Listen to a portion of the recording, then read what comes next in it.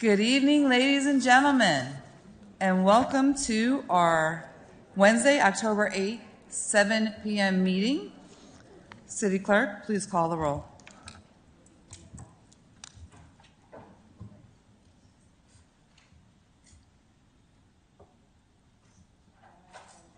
Oh, slight technical difficulties? Her mic's not working.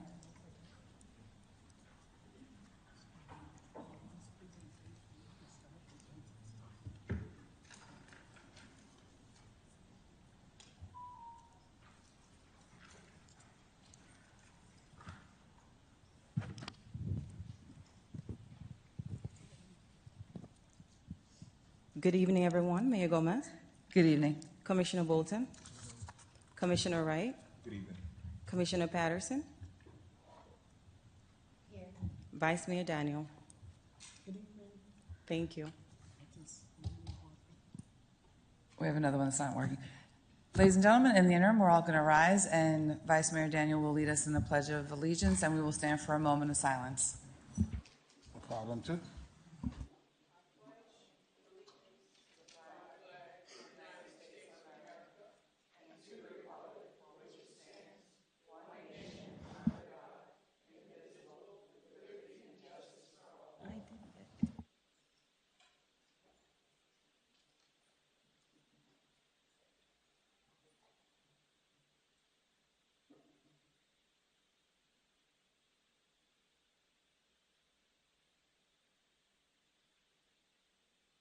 Thank you. Please be seated.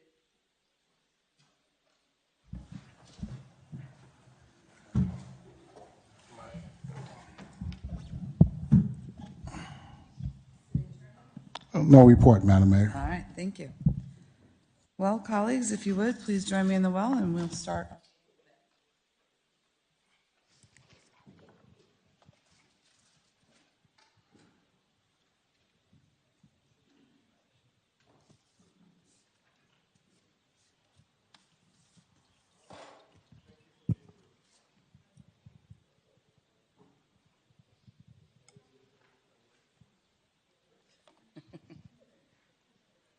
Sure, you good?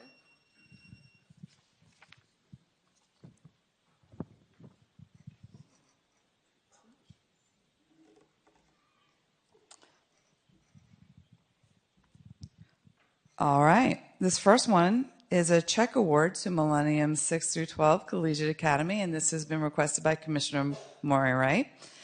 And so I will ask for Principal Dr. Gastred Harrigan to come up, but I didn't think so. Who's standing in his place for right now? I'm going to give this to you.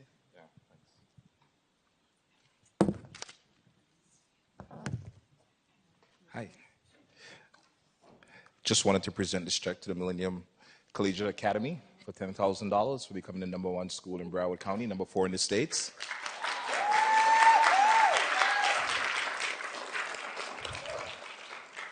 It is imperative that we continue to fund public education because it's a pillar in our society. And when you look at the ranking, it's schools in Weston and Parkland that are also in the top 5. So it's also correlates with higher property values. So I'm looking to invest. It's not taxpayers' money, comes from district funds. So I'm looking forward to you guys even going higher and become the #1 school in the state. Oh, thank you. Thank you. Sure. Oh, thank you. Wow, thank you so much for this award. It is definitely a privilege, and we are so grateful. Dr. Harrigan and the leadership team works hard, but we know he can't do it without the educators, and we love our students, and we are about excellence among the stars, which is our motto for this year. So we're always looking to strive and do great things, and we thank you for this investment.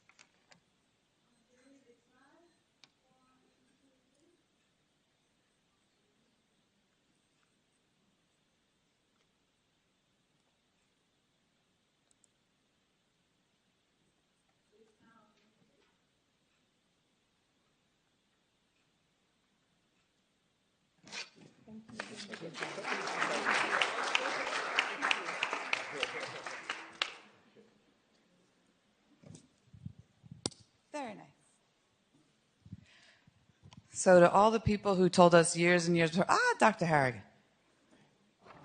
Good timing. Come on down.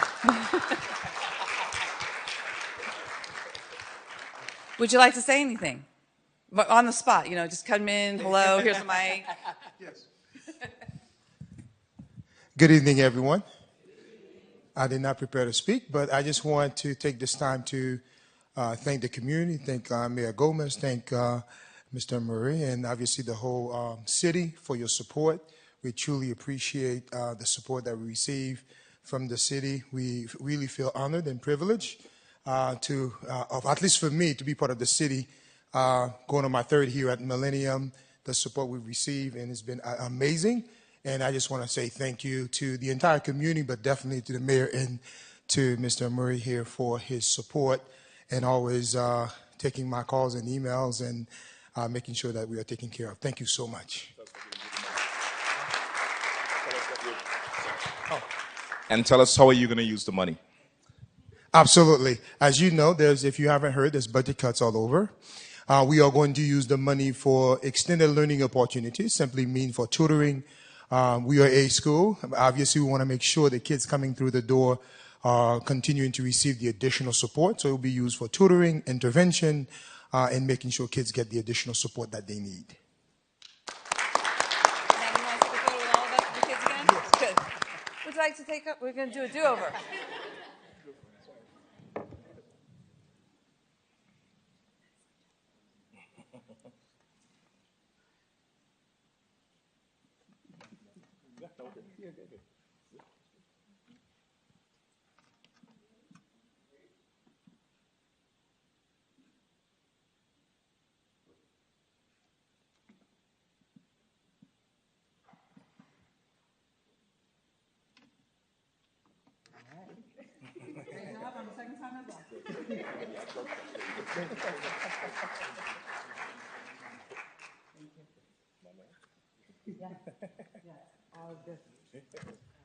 And they said we would never have a high school in the city of Tamarac, and look at how far we've come and how great we're doing and even better we're going to be, right? Awesome. Awesome. Good job, everybody. And it is a whole community that helps all the teachers, everybody in the school, administration, everybody. All right, this next presentation is a community project funding recipients for residential assistance program. Is there anyone here for the residential assistance program? Okay. Oh, come on down. Don't be shy. We're very happy. These funds were provided to the city through the great efforts of Congresswoman Sheila McCormick, Sir Phyllis McCormick.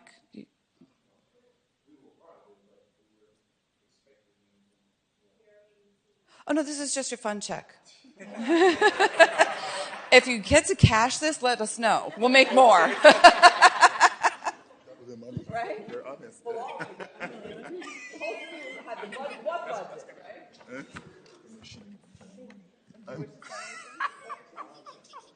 We'll take a photo first, then because we're already in line.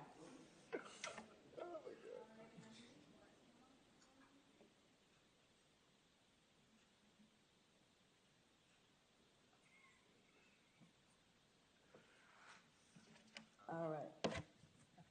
Okay. Just like the doctor said, we weren't ready. We didn't prepare a speech, but we just want to say thank you. For the city. When I saw the email, it was like, oh wow, that's a great opportunity. And then so I told my wife about it, and she said, yeah, sure, go ahead and apply, and then and pray about it, and then we'll see what happened. And lo and behold, yes, we are the recipient of the assistance. So thank you to everyone, and thank you for having this type of program out for the residents. Absolute pleasure. Thank you so very much. And I would like to say that Tamarac is a great city to live in. I truly enjoy it.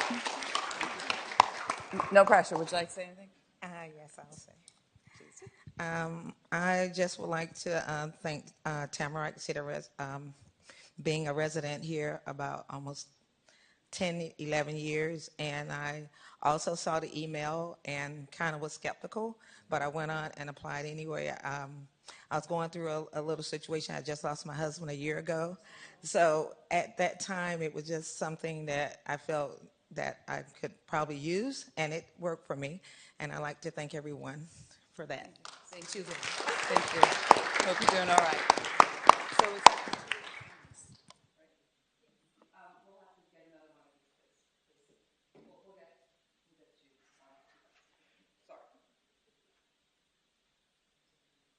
You want to take another picture? No, no, Okay, no. that's yours.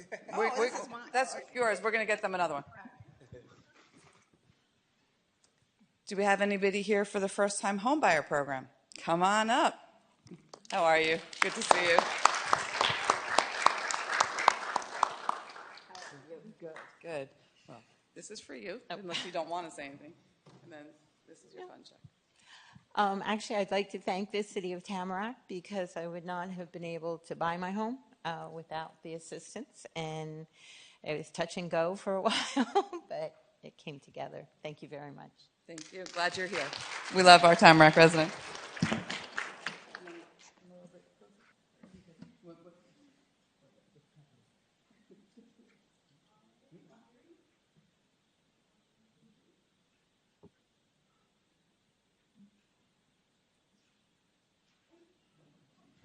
Thank you, and thank you very much. Oh, well, I made a mistake. I'm not supposed to give away the fun. But, oh, take it in. Oh. Why not?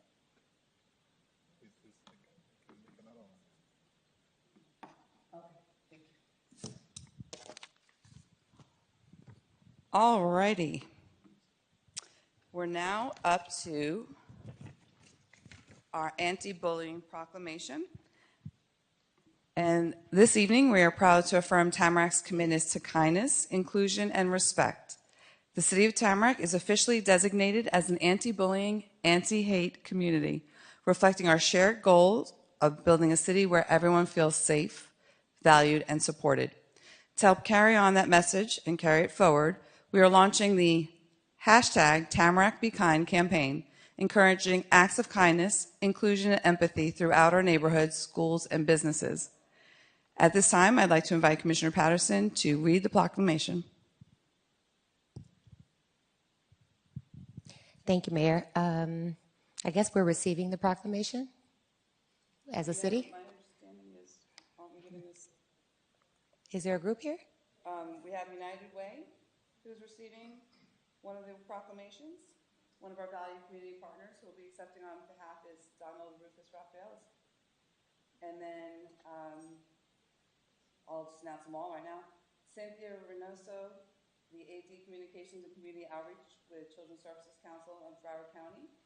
And we will be recognizing, also it's recognizing our students from Memorial Healthcare Systems Youth Services, New Day Diversion Program, Millennium 6 through 12 Collegiate Academy, JP Tarabella High School.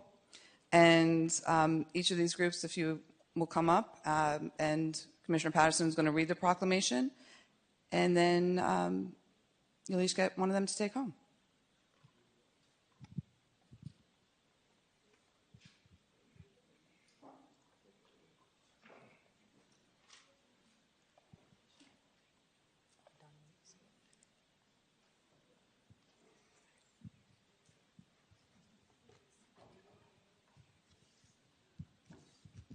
All right. Well, obviously, we expect that this proclamation and this campaign permeate throughout our city. And so, as a body, we're grateful that you guys are here to receive the proclamation and to kind of carry out the initiative. So, whereas bullying, harassment, and intimidation can significantly affect an individual's health, well-being, and ability to thrive in school, the workplace, and the community, causing physical, mental, and emotional harm.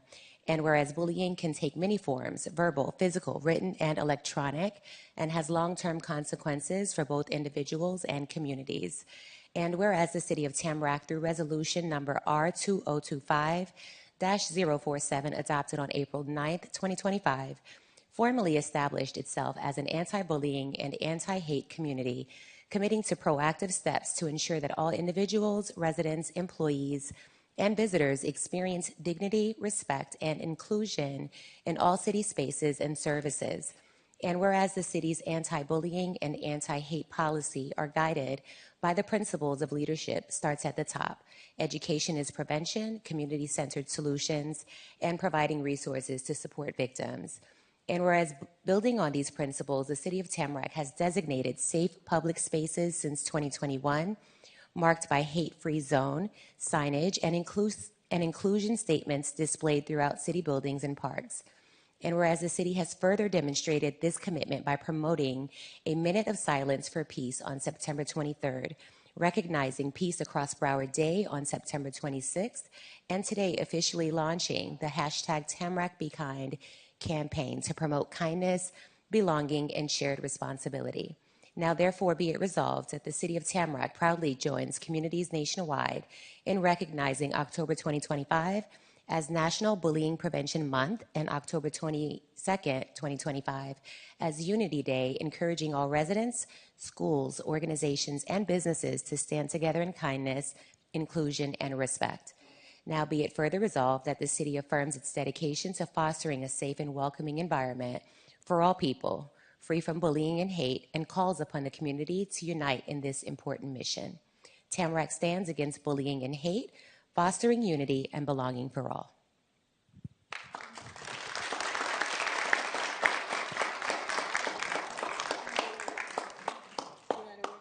I think we give it officially to the folks with the cool shirts on. What group are you guys with? Millennium. Oh, Millennium. Okay.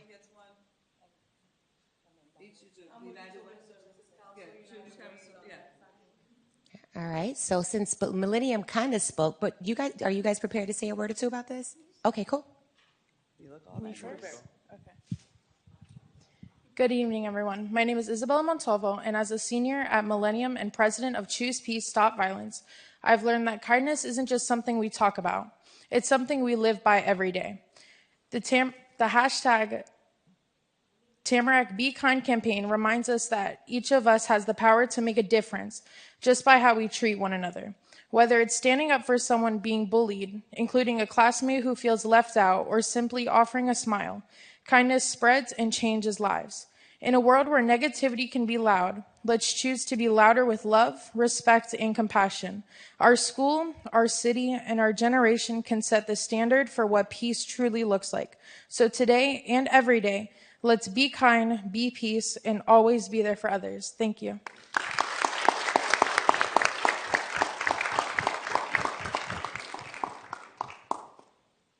Hello, my name is Caleb Black, and I'm here as a proud representative of Millennium 6-12 Collegiate Academy.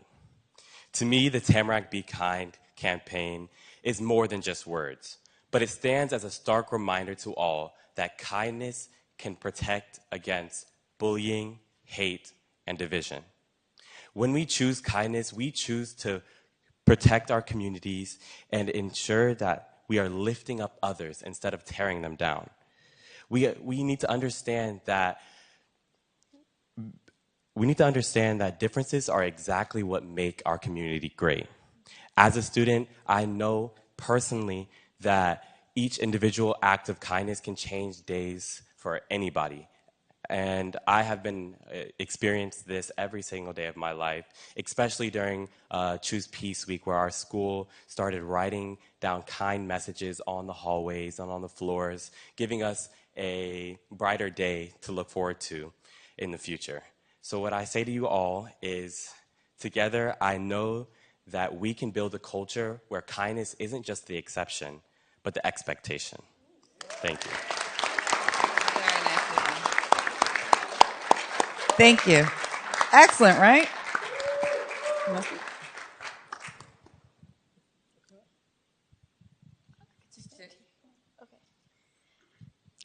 My name is Manahil, and I'm a student at JP Taravella High School. As a high school student, I've really seen how the Be Kind campaign is making a difference in our schools and our city. It's easy to get caught up in our own stress, classes, grades, sports, or college plans. But this campaign reminds us to pause and think about how we treat the people around us. I've noticed more students checking in on each other, standing up for another, and spreading positivity online instead of negativity. And this campaign can further these efforts that students have been making already on their own. It's creating an environment where people actually feel seen and supported. And being kind doesn't take much, but it builds trust, confidence, and connection, things every student needs to be successful. This campaign is helping us realize that kindness isn't just something we do, it's part of who we are as people and how we make our school a better place for everybody. Thank you.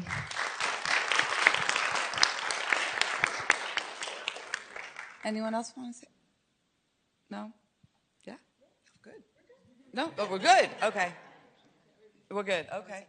Let's take a picture. I just want to acknowledge you guys for being here today. As a proud sponsor of this initiative, I'm really, really excited to see that the students are here, representative of what the hashtag Tamarac Be Kind means. And obviously, you know, we hope that you guys help us get the word out, share the news about this campaign. We're relying on you guys, as you guys are definitely the future of Tamarac. Thank you.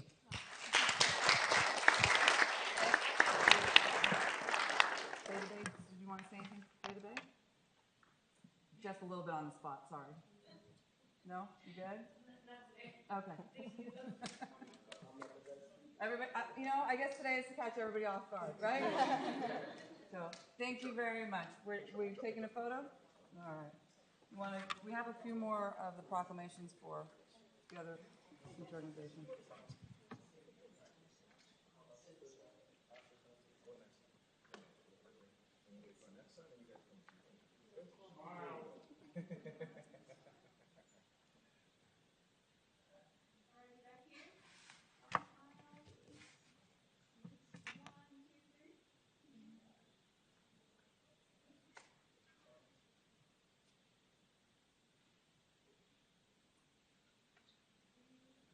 Thank you. Thank you, everybody. You take that one. That goes to your school. We're going to give one. We have one for each of the entities. So. You got this? Okay, good. Thank you so much. I was in there. Yep. Okay. Oh, for me. Oh, yay. Thank you.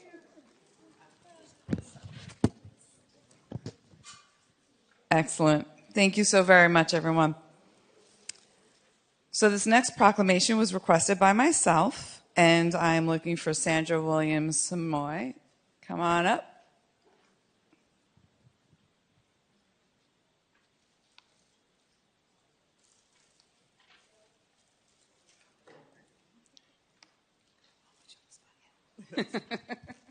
At least I gave her a heads up that I'm going to ask her if she wants to speak. I thought that it would be the nice thing to do. Whereas Breast Cancer Awareness Month is an annual campaign to increase awareness about this disease and to raise funds for research into its cause, prevention, early detection, diagnosis, treatment, and ultimately finding the cure. And whereas breast cancer is the most common form of cancer in women in the United States, except for skin cancer, for 2024, the American Cancer Society's estimates that in the United States, approximately 1 in every 8 women will be diagnosed with breast cancer this year. On average, a woman is diagnosed with breast cancer in the United States every 2 minutes. It is estimated that new cases this year, approximately 310,720, will be invasive breast cancer, and approximately 56,500 will be ductile carcinoma in situ, DCIS. And whereas breast cancer also affects men, men have a lifetime risk of 1/833 of getting breast cancer. Male breast cancer is also diagnosed typically at an older age than female. Majority of men are in their 60s. Much of this is due to men not getting screened early and insurance companies' unwillingness to pay for breast cancer, for testing. BRCA1 and BRCA2 testing can show genetic risks, factors that are in men and women. Whereas breast cancer mainly occurs in middle-aged and older women, the median age at this time of breast cancer diagnosis is 62. This means half of the women who develop breast cancer are 62 years of age or younger when they are diagnosed. A very small number of women diagnosed with breast cancer are younger than 45. Whereas a mammogram, an X-ray of the breast, is recognized as the single most effective method of detecting breast images breast changes long before symptoms can be seen or felt. 3D mammograms are even better, and sonograms for dense breasts is best. Early detection is believed to have significantly reduced the number of deaths caused by breast cancer. Whereas researchers, scientists, and numerous nonprofit organizations are dedicated to discovering the cure for breast cancer. During the month of October, we acknowledge the extraordinary commitment and effort invested in this cause. And whereas we display pink ribbons and wear pink clothes to raise awareness, we also recognize more than 3.8 million breast cancer survivors, those who are currently battling the disease, and their family and friends who are tireless sources of love and encouragement. We commend the efforts of our medical professionals and researchers working to find a cure for this deadly disease, and we honor the lives of those we've lost to this disease. Whereas residents and businesses in the city of Tamarac are encouraged to promote awareness of breast cancer in men and women, with breast cancer crisis steadily rising, widespread awareness becomes the utmost urgent to enable early detection and timely treatment for men as well as women. Now, therefore, I, Michelle J. Gomez, Mayor of the City of Tamarac, Broward County, Florida, on behalf of the City Commission, encourage everyone to raise their health awareness, go for regular medical checkups, celebrate the courageous men and women who have been diagnosed with breast cancer, honor those who have lost their battle to this terrible disease, thank the caregivers for their love, support, and prayers, and proclaim October 2025 in the City of Tamarac as Breast Cancer Awareness Month in the city.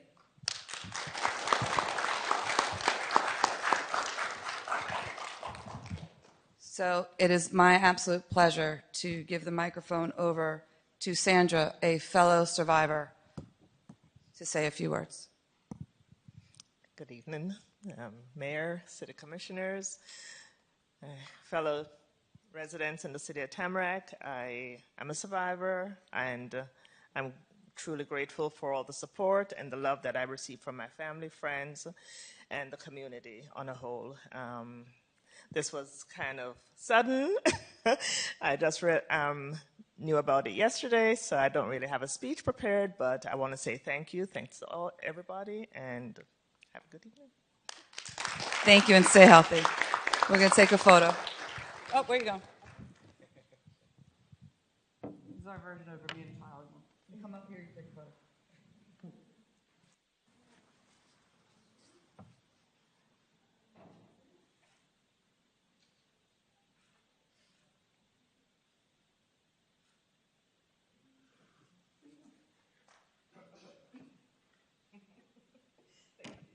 It is a little disconcerting to come up here. I understand that very well. I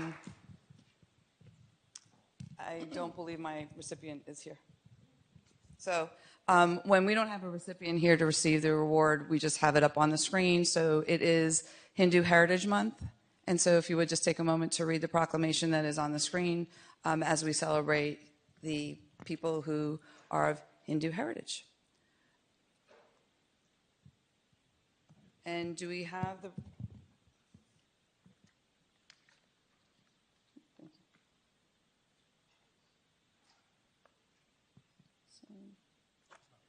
No, Simi's not here, but celebrate babies. Michelle Hughes, sorry. I knew we skipped over something, sorry. So it is my pleasure to have this proclamation and present it to Michelle Hughes, Children's Services of Broward County, Florida. Come on in. Good to see you.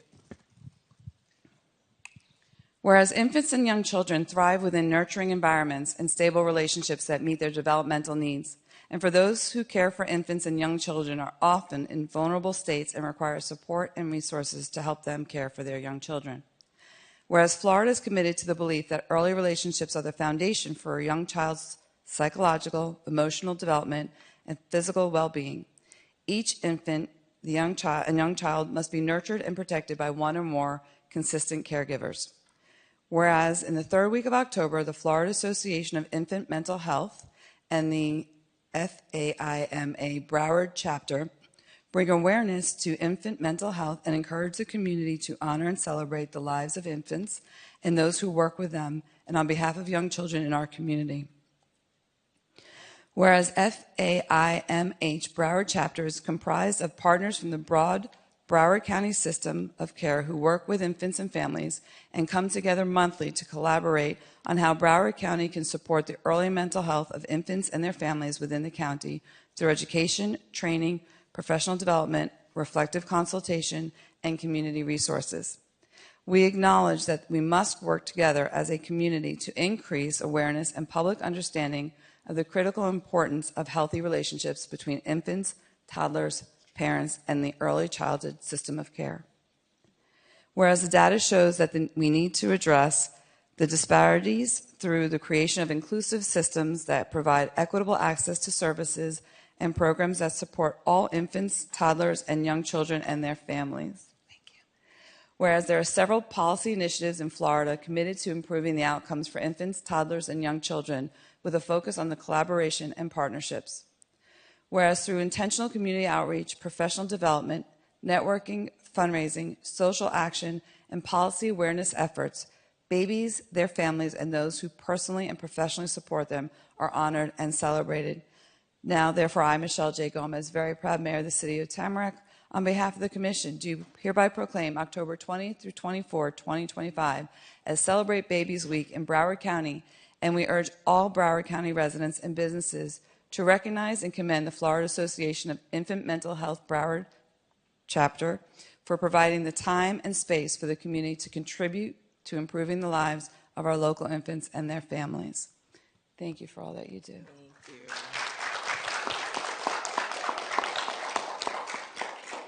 Thank you, Mayor Gomez, and thank you to the City of Tamarac for their consistency in celebrating Babies Week for the past several years. We want to recognize the importance of infants in our community because without them, none of us would get to the place of where we are as well. And as for the parents in the room, we know that it takes a village, and so it's important for us to consistently be supportive of parents as they raise their children in this community, to ensure that the children have proper mental and physical health. So thank you to the City of Tamarac and the City Commission for recognizing this. Thank you for all Thank you.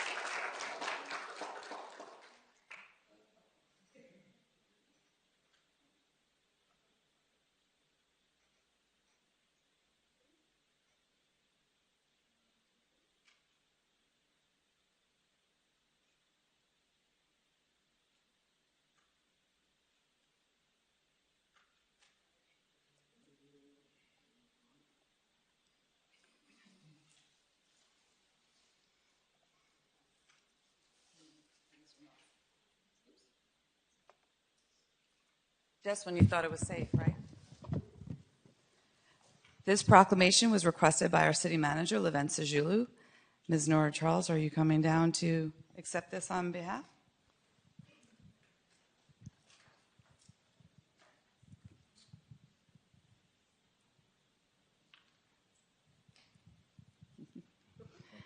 Whereas approximately 400 employees of the City of Tamarac, drawn from diverse departments and specialties, contribute their skills, dedication, and effort daily to deliver efficient, high quality, and often personalized service to our residents, businesses, and visitors. And whereas Customer Service Week is observed annually the first full week of October to honor the importance of customer service and the people who deliver it. And whereas in 1992, the United States Congress formally recognized National Customer Service Week, urging organizations across the nation to acknowledge the value of customer service professionals. And whereas the City of Tamarac takes great pride in maintaining exceptional service standards and our employees consistently exemplify these standards through their daily interactions and accomplishments. And whereas our employees represent a wide array of professions and trades, utilizing the breadth and knowledge of skills and integrity, always striving to achieve service excellence, and whereas the official theme for Customer Service Week 2025 is Mission Possible, a fitting reminder that our staff continuously rises to meet challenges and deliver meaningful results. Whereas we extend heartfelt thanks to all who call Tamarac home, as well as those who work, visit, and invest their time and talents in our community, and for giving us the privilege to serve them. Now, therefore, I, Michelle J. Gomez, very proud mayor of the City of Tamarac, on behalf of this commission, do hereby proclaim and recognize October 6 through 10, 2025 as Customer Service Week in the City of Tamarac, during which we recognize and celebrate our employees who embody the city's vision of excellence always, and whose dedication ensures that our service is truly second to none.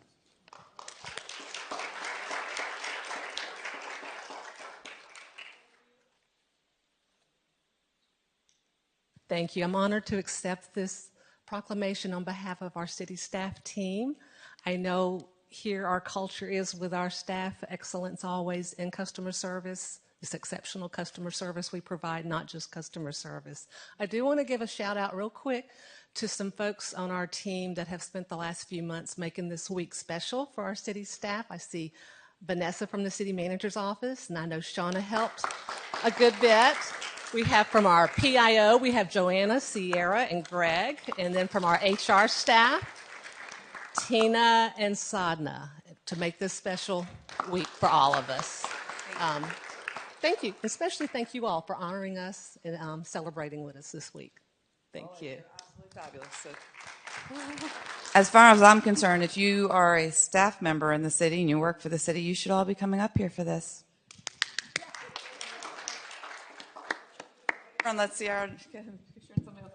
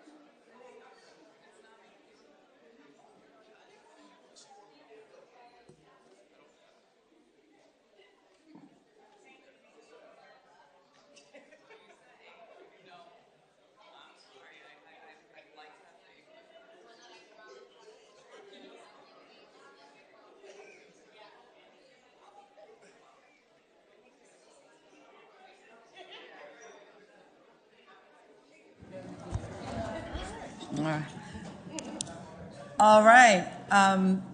Actually, seeing that we have some pictures that are going to be taken, ladies and gentlemen, it is 7:38. We are in recess to 7:45.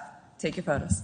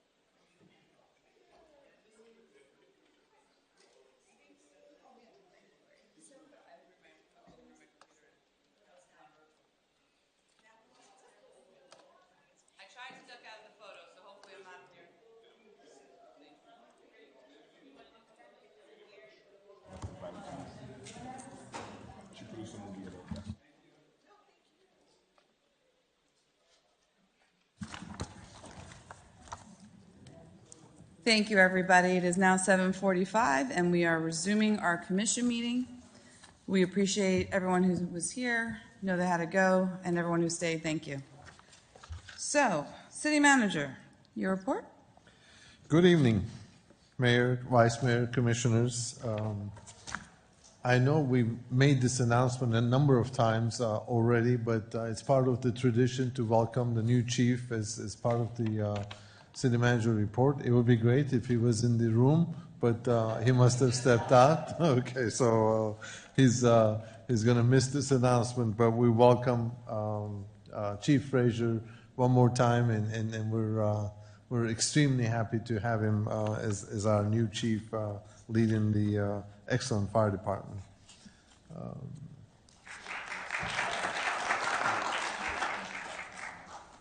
And as part of the Tamarac Be Kind campaign, City launched a webpage highlighting our commitment to kindness, inclusion, and respect. It features Tamarac's anti-bullying and anti-hate designation, initiatives, helpful resources, and ways to get involved, including a community pledge to stand up against bullying and hate.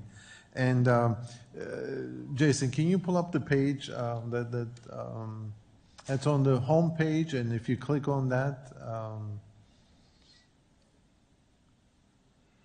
you'll see the website and all the great information in there. So please visit the website and take advantage of this great piece of information. And so together we're building a culture where everyone feels safe, valued, and supported. So pick up a pledge card, sticker, or bracelet from the back of the room to join the Tamarac Be Kind movement. And City Manager, just to let you know that our fire chief has re-entered the room. So we have a new fire chief. There he is.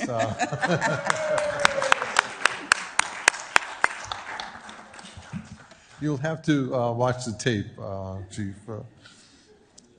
And we have a number of events, and you know, every commission meeting I talk about the events, but this time I'm just going to point you to the city's wonderful calendar of events. It's on the main page on the city's homepage, and so if you go in there, you'll know that we have a movie night coming up, we have a run walk event coming up, we have a ha-has event coming up, we have line dancing event coming up, we have a Halloween hoopla event coming up, Great Pumpkin Splash coming up, Women's Health Mammo Van event coming up, and we have Food Truck Fridays there. I didn't say anything, but you know, it's all on the website, it's on the calendar. Please visit the city's website and attend those great, wonderful events that are coming up. And that concludes my report.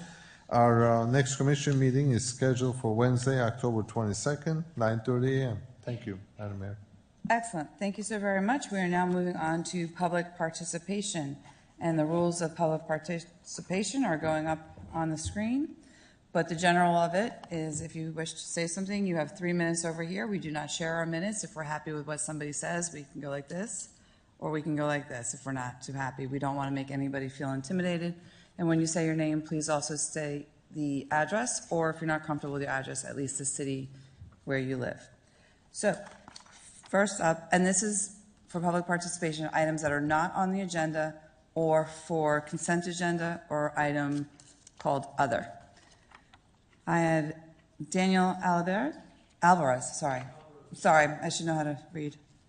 As you can see, this evening's been a little difficult. Thank you.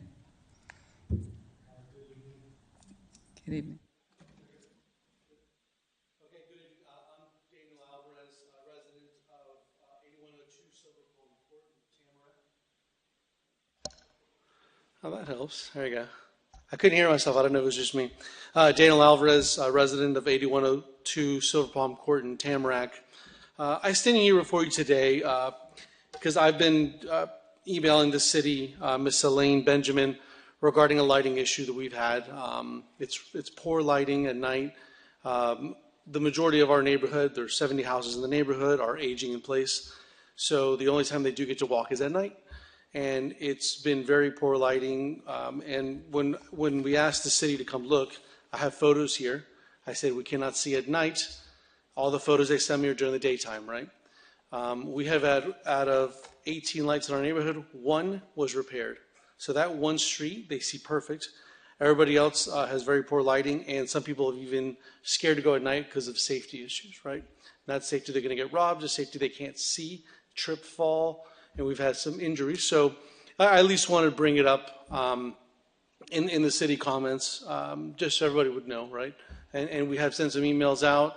The response I got from Ms. Elaine on 8/29/25 was contact FPL, and FPL could come out there and they'll charge you for it because they have to replace the lights because they were originally placed in 2019. But I explained to her the light, it's just poor lighting. It's not that we need to trim the trees or do anything else. It's just the lighting bulbs are not functioning properly. So that's all I got. I'll give you a minute and a half back. Yes. Well, I appreciate that. And actually, the gentleman in the back is Mustafa Al-Bassam. He is our Public Services Director. Yep. And if you would meet with him, he will talk with you more about what needs to be done. Yes, some of it is FP&L, but he might be able to help us help you. Okay. Thank you. Thank you. I have Cynthia Reynoso.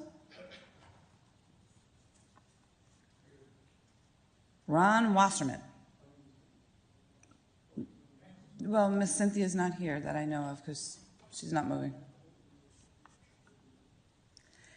And then Mark Goggin is on deck.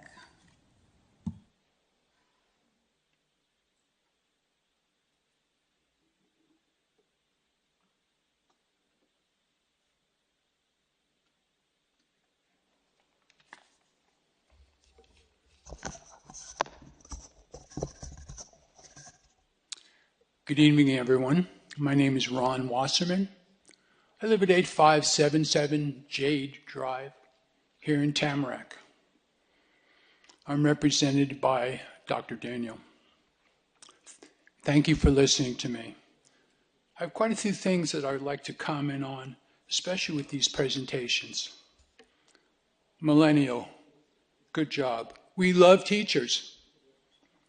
I went to military high school. I learned to appreciate teachers. The home presentation, the anti-bullying proclamation. As a kid growing up, I had to fight my way through my neighborhood. I know what it's like. Picking on people.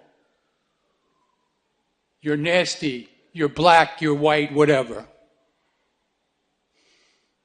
Breast Cancer Awareness Month. This is to my heart. Many of you are here. You hear me speak about cancer. Tonight, I want to speak specifically about breast cancer.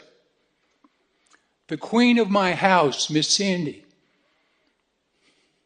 contracted breast cancer in 2021. She's so lucky to be alive. I can't tell you. So I ask people who can hear my voice. Breast cancer is the enemy working against us, ladies and men. Please, ladies, help yourselves. A mammogram. It's not breast cancer awareness, it's breast cancer action. Don't just let it roll. Please, ladies. I'm speaking to people behind me also. If you're 35 years old and you think that you're not going to have cancer, you may be mistaken. So I ask everyone, being a cancer survivor myself, but being so concerned about breast cancer, I look back, there's many ladies sitting behind me. Please help us. Please help yourselves. My mother always used to tell me, she said, if it's right for you, then speak about it. Well, this is right by me. Please, please, please, I have 16 seconds. Mayor, I wish you the best of luck raising lots of money Let's go ahead and fight this head on. Please, please, please be tested. Thank you very much. Mark Ogden is making his way down, and I have Stuart Webster after him.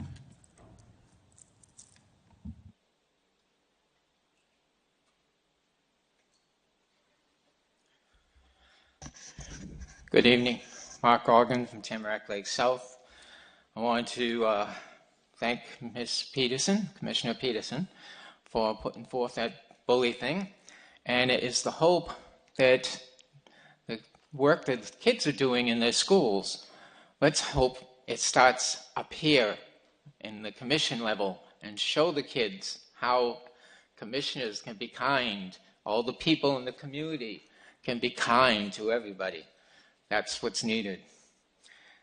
The other presentations, a lot of them were good and everything, and thanks for those. But one in my heart, my father was very well involved in this one that I'm going to mention this week. The National Association of Fire Prevention.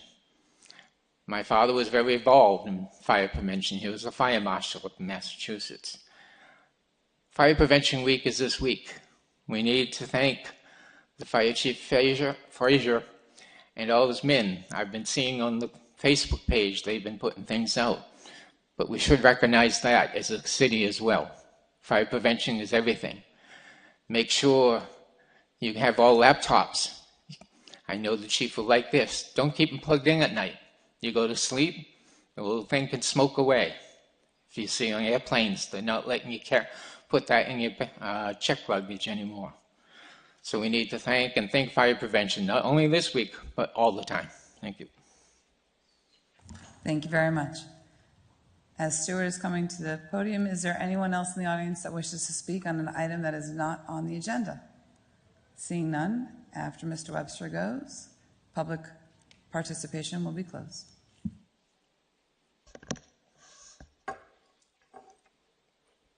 Good evening, Madam Mayor. Stuart Webster, all protocol observed.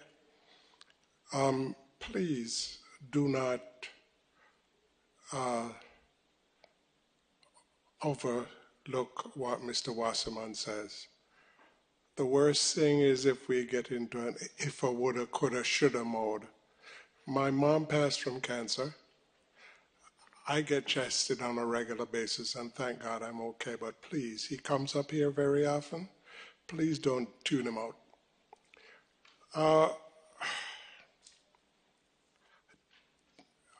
I'm really concerned about the budget.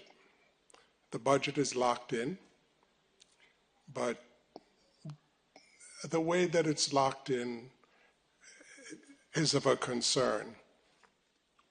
First off, one of the reasons why I like to come here very often is, both as a resident, as a psychologist, is to look at people's body language. And that's a concern. Last time I was here, the mayor talked about some concerns there. And also, a situation reminded me of something. Both my children used to love to go to Chuck E. Cheese, and they loved to play in the plastic games. You know, they'd dive into the balls and so on, and they'd play around, and then they'd come on out. And once or twice they wanted to take some home. I say, you can't do that. Well, you know what? Some of the commissioners think of the city budget as a bunch of balls that they can dive in, play around in, and then they can walk out. Oh, they don't see it seriously. We had a slide full of things dropped upon us, and a remark was made, oh, it's only X% of the budget, so, you know, that's it. That was $176,000. I think we need to be more prudent and more efficient when it comes to that. There was one particular item on the budget that stuck out to me, and one is increasing the PIO budget by at least $60, $70, $80, $90,000. Well, I'm going to watch that very closely over the next year. I hope it's a performance budget so that we get what we're worth. And not only that it should be a performance budget, but who it gets given to. Thank you. Have a good evening. Thank you very much. Public participation is now over, and we are going to our commission reports. District 1, Commissioner Bolton. Good evening. All right, so I'm excited about this event that's coming up this weekend. It is going to be absolutely phenomenal. For those of you who don't know, it is Tamarac for the Cure, and it will be headlined by the Olympic world champion Johan Blake. He is the second fastest man on the planet after Usain Bolt. And so I'm so excited about this event. And a lot of people ask me, why didn't you bring Usain Bolt? Well, Miramar brought him some months ago, and he was willing to come, but I thought Johan Blake is just phenomenal. He's receiving the Order of Distinction from the Prime Minister of Jamaica the next week, so I thought it was very fitting to bring him to this event. Also, he's a philanthropist. He has a children's home in Jamaica and has gone through cancer in his family as well. So that's the story behind that. So we're looking forward to the support of the entire city staff and the residents of our community. Please make sure that you come out and be a part of that. And the next week after that, we have the Pink Heroes Gala. It will be at the Colony West Golf Club, and it will see a lot of residents across Broward County and Tamarac get a Medal of Honor because they have survived breast cancer. And so I'm looking forward to that. I thank my colleagues, Commissioner Wright and Vice Mayor Daniel, as well as Commissioner Patterson, for their sponsorship for these two events. Great initiative, and I'm looking forward to this. Cancer is that thing that I share the same sentiment with you, Mr. J. Drive. My father had prostate cancer, and my brother beat prostate cancer. And so, whatever type of cancer it is, people should make sure that they go and get checked and make sure that this is not something that, takes their life, so to speak. So I'm looking forward to that on this coming Saturday, as well as next week. On another note, I have a question for the city attorney.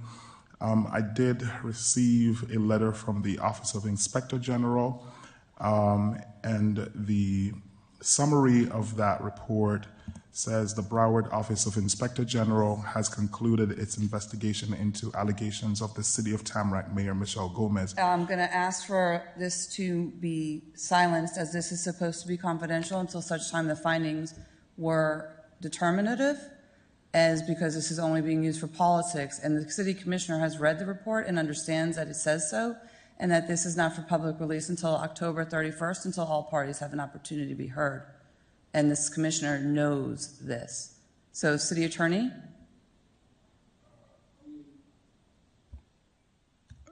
Mayor, I'm just want to indicate that the report as written by the OIG did not note that it was confidential. Yes, it did. Do you not know?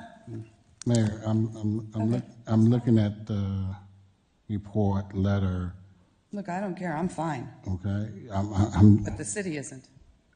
As I indicated to you, the letter that the OIG wrote was basically, in fact, if it was confidential, they would have given it to all the members of the commission. No, the city commission is involved because the city policies are what there's a problem with. And that is why it was dispersed to the city commission. Yes, Yes, but it does not, says there's until nothing. October 31st, read the report. Mayor, I have it in front of me. Okay. In fact, I wrote to you and asked if the city wanted to provide a response. Since it was relating to you, I indicate if you want to provide the response. It's on behalf of the city, the very exploitive title.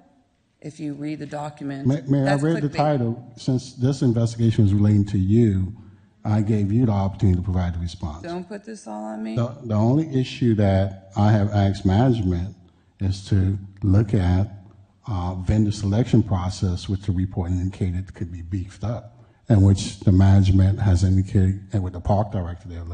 But the letter. Please note, until such time we issue the final report, if you'd like to discuss questions or concerns, call our office. But this note with the maintaining confidentiality of this investigation in this preliminary report, October 1, 2025. I pretty much believe that every person on the City Commission is acknowledged that first page, and the city attorney of our city should be able to read that. Confidential preliminary report. Which Thank page are you referring to, Mayor? Mr. Hans Ottenott, City Attorney, City of Tamarac, 7525 Northwest 88th Avenue, Tamarac. Sent by email to Hans Ottenott, October 1. Dear Mr. Ottenott, please find the attached copy. Do you recognize the letter? It's the first item on there. The letter say, let me read it verbatim. It's dated October 1st to Hans Ottenott. Please find attached the Office of Inspector preliminary report. Read the last paragraph. Please note that we are maintaining the confidentiality of this investigation, including this preliminary report, until such time we issue the final report. If we'd like to discuss, call General Counsel, as there's a 30-day response period. And instead, you know very well that the whole reason for bringing this up right now is try to tarnish somebody's reputation. Instead, I'm the one who's going to be put out in front of it. So, Well, you know what? That's fine. Let's have sanctions come against those people who don't know how to take care of confidentiality. Again, the letter was sent to every member of the commission, and the OIG, they will maintain the confidentiality, but the member of the commission, there's nothing that precludes them from discussing it in this letter. Yeah. Point of clarification, Mayor. I do have a question, though, because I'm looking at it as well. I wasn't on the commission at the time the violation was, or the complaint was filed. I received it, and mine doesn't say confidential. It says preliminary report. Mayor of Tamarac violated a vendor's First Amendment rights by forbidding him from selling. But I guess that's the question. That's the clarification. The question is, the OIG, there's nothing that precludes the member of the commission from discussing since you received the report. There's nothing in there. And that's I guess the question is like what, so the mayor's saying this is against the city. You're saying, what I got says the mayor violated someone's First Amendment rights. Can we just clarify what's this before us? investigation, let me That make I'm it being clear. thrown under the bus for, and I have rights to counsel, city manager, about this, and it's supposed to be confidential. If it was meant to come into the sun, it wouldn't be a preliminary report. There's 10 days for rebuttal afterwards. So, City Attorney, you know better. So guess what? If I have to have a lawsuit, I'm putting it against you too. It was forwarded to members of the commission. There's nothing in that report that precludes them from talking about it. The OIG indicate they're going to keep it confidential, but it didn't say. City Attorney, your double speak No, I'm is just giving you facts. incredible. I'm just giving you facts. Incredible. Point of clarification, Mayor. I'm sorry. The reason you were included, point of Commissioner clarification. Patterson, is because it went to everybody in the City Commission because of the issues that will face the city if and when this goes filed. This is not. That's the not first what time. this says, though. Not the first time. It comes directly from the Broward complaints- Inspector I know General. exactly where it comes from, and at this time, I will say nothing further without my counsel because I see exactly what this commission is going to try to do. You're right. Just remember, everybody, this is on the record. Absolutely, and that's why I brought this on the record, because the letter does state that the OIG will be maintaining the confidentiality of the investigation at this time does not put the onus on us. It is about the OIG. So it's their prerogative. If they That's what I wanted, stated earlier. if they wanted us to maintain confidentiality, they should have said that. What I'm concerned about is that I thought I was the only one that got a copy of the letter.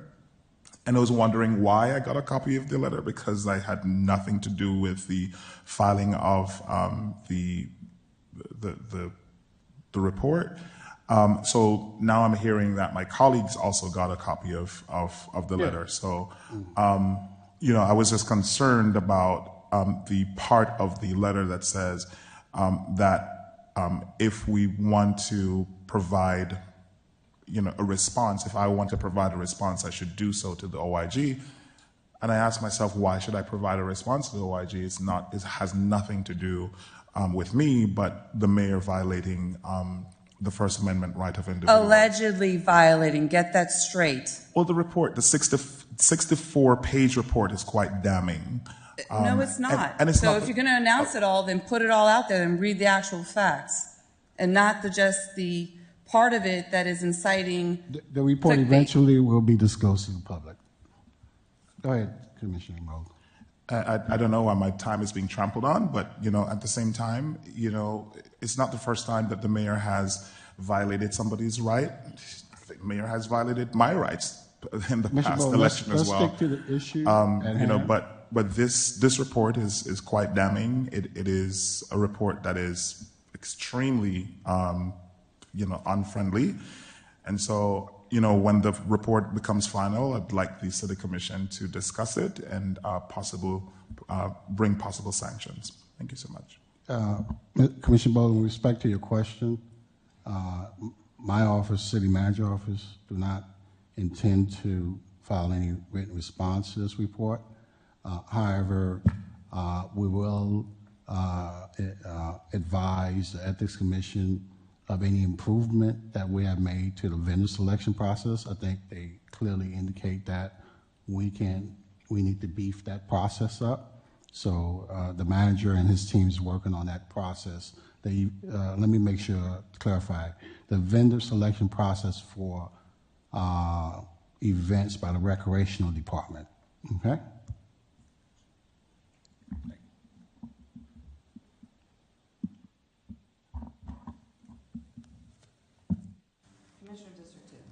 Waive my report, Madam Mayor. Commissioner Patterson, District 3. No report. Thank you. Vice Mayor, District 4. Thank you. Good evening, everyone. Just want to invite you once again to our line dance. It's been going very well. We have a lot of participants. I don't see any men, though. You could line dance, too. Come on, Ron. Come join me and Mr. Webster. Come on. We had a good time, and it's good for the body. It's physical activity. So please come out and join us. You will meet new friends and truly have a good time and feel good when you go back home and maybe get some ice cream. Work out for ice cream. That's right, work out for ice cream. Also, on October 15th at 4 p.m., we have our Little Voices at Play. We have a clinical speech language pathologist that's here to teach our caregivers, parents, kids on the floor how to communicate. Some of our students, Lord, forgive me. No, I retired, by the way. So I need to stop saying students. Yes, I'm talking about students. Children on the floor that no longer, they're not speaking. They might have autism, some type of issue. They might be delayed. Bring them out, even if they're not. It's so good to spend time with our children. It's so needed. I mean, I think about it. My grandmother was able to stay home and raise her kids. We don't have that anymore. So come out with your young ones, spend some time with them, learn some communication skill. That would be on October 15th at 4 p.m. Thank you. Thank you very much, and congratulations on your retirement. Mm-hmm. Sounds good, I don't even know if I know how to spell that word, retirement. The only one thing I'm going to say about the disparaging items that are being talked about is we'll deal with it when my council is done with going through it And if there are any sanctions that need to come against the city, they will be brought. And I will be vindicated in the end. So, back to the basic couple of weeks has been very busy. I want to thank BSO for their domestic violence awareness program that they put on and appreciate it very much. Women on the Golf Course was a great program, and it is a great program here at Colony West. And you don't have to really know how to play, and you don't have to be a woman, but if you want to go out to it and enjoy and learn how to play golf and have some good time out there, you should really enjoy going to it. Hispanic Heritage Concert was fantastic. Appreciate On Space Museum, the only Caribbean museum collaborating with Commissioner Jackie Guzman to celebrate Hispanic Heritage Month and honor various people who are of Hispanic faith and are also doing public service. For the busyness that continues to go on Saturday as well is the second Saturday of the month where I have my 5K, which you can walk or run from 7 a.m. to 9 a.m. over at Thetford Park. Just ask that you register just so we know you're coming. Other than that, no fee, and it's every second Saturday of the month. We also, at 10:35 on Saturday, have Move with the Mayor, so please join us at the Rec Center, where we will have Bear Bar Fitness. Saturday night is my Ha-Has for the Tatas, and I'm very excited to say that we only have a couple of seats left, and if there's going to be no seats available at the door. So we appreciate our sponsors. I'll give more details on that. And very happy to be raising awareness for breast cancer, all cancer, but cancer for men and women. Men, it is no joke. I've lost some good friends, and we've lost some good people because men think that they don't need to get checked. And guess what? You do. So please, you can't tell your family, I'm so sorry, I was embarrassed, I just didn't get myself checked. You have more chance of survival with early detection, as we all know. And as a person who is still grateful for the Lynn Cancer Institute mammogram van that will be here, Commissioner Patterson is bringing at the end of the month, for their 3D mammograms that caught my cancer, which was invasive ductile carcinoma that had spread to my lymph nodes. So I had a piece of my breast removed and 7 lymph nodes and a wonderful rounds of cancer and radiation, and very proud, grateful to be alive and try to live the best life for those who cannot, as my brother passed away from cancer as well. October 7th, yesterday, was the second anniversary of the despicable attacks on Israel. We still pray for the remaining, I believe it's 45 people to come home. Not all of those people are alive, unfortunately, and to get this war ended. And including the bullying war that we allegedly have a proclamation on that says we will not bully people, we will not intimidate people, we will not embarrass people. But yet this commission can't get out of its own way now, can it? So I give us an A+ in hypocrisy. Welcome to the city of Tamarac. Everything else is absolutely fabulous. On that note, we will now go to our consent agenda. Any additions or deletions, City Manager? No, Mayor. Seeing no items being pulled for discussion, I'll take a second to my motion. Second. I have a second by Commissioner Wright. City Clerk, please call the roll. Mayor Gomez? Yes. Commissioner Wright? Yes. Vice Mayor Daniel? Yes. Commissioner Patterson? Yes. Commissioner Bolton? Yes. Thank you. Motion passes 5-0. Thank you. Moving on to ordinances on first reading, 7A, TO2611. City Attorney, read the title for the record. Item 7A, ordinance of the City of Tamarac for amending Section 10-5.7 entitled New Development Impact Fees of Chapter 10 of the City Code, adopting the City of Tamarac Impact Fee Study attached as Exhibit A by amending impact fee schedule and land use categories, providing for increase to the current fee impact of 25% for government facilities, parks, recreational facilities, and multimodal transportation. We established criteria, administrative procedure for assessment, collection, and impact fees, providing update guidelines for the phases on impact fees increase, providing for processing refunds, credits, fair share agreements related to the city impact fee program, providing for notice and implementation, providing for effective date. Thank you. Thank you. I'll take a motion in a second. Move it. Second.